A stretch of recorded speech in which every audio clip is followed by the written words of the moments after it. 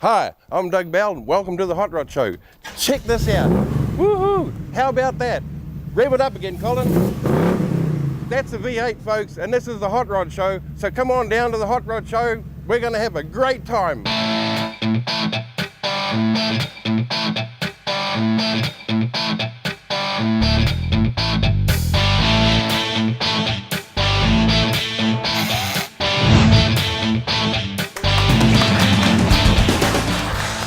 How about this, eh? A 1973 Camaro. Look how pristine this thing is.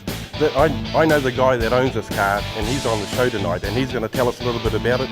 And you'd be very surprised to know what a guy that owns a car like this does for an everyday job. But as I said, we'll get to that in a moment. How about this? A 1913 Delage. Gas headlamps, you know? I mean, this thing is just absolutely amazing. If you've all heard of rat rods, well, this is a vintage rat because it's never been touched pretty much since the day it was made. Under here's something a little special. No one knows what it is at the moment. It's a surprise to all these guys, and it's even a surprise to Braden, but we'll get to that in a moment. It's just different. It's a sweet 383 engine. How's that? That's a little bit of bling in it.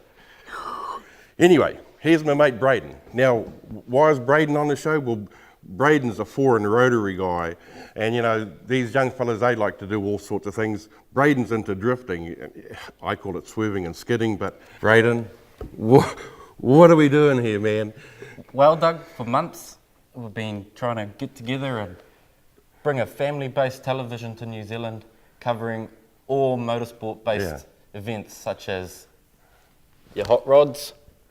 We'll also be covering everything from drag racing to foreign rotaries to maybe even rotary lawnmower, who knows?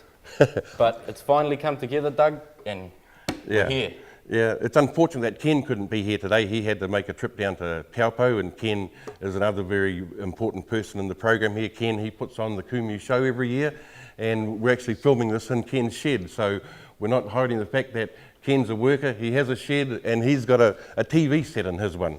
Not what everyone would want to have in their shed, I tell you. It's taken a long time to get here, years and years, but we're finally here. This is our very first episode, and we're excited, we're nervous, and our guests here are a little shaky. Shake?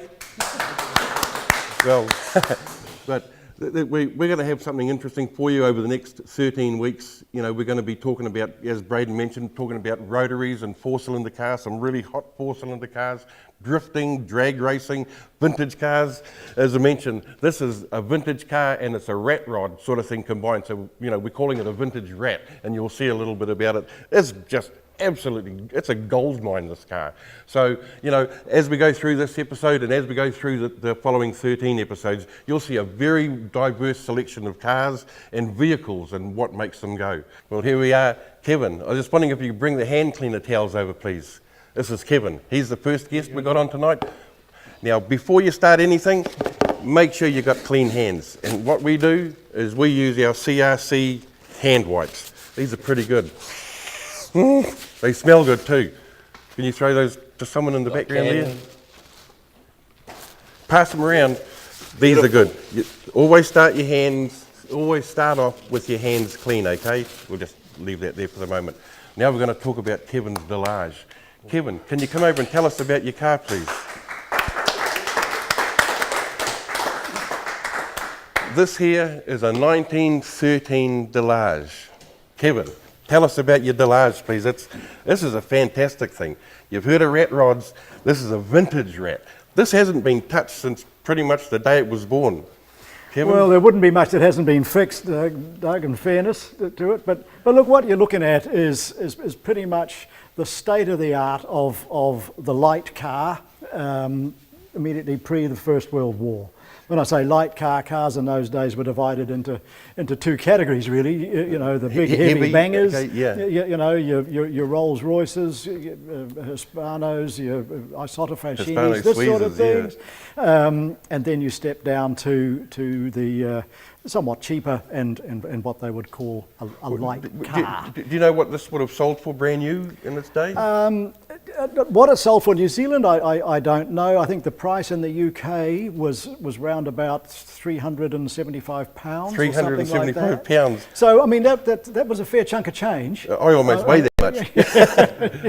That was, you know, you would still have had to have been fairly wealthy to afford one. Yeah. I mean, although they would have been much cheaper than you know, your bigger bangers. Yes. Nevertheless.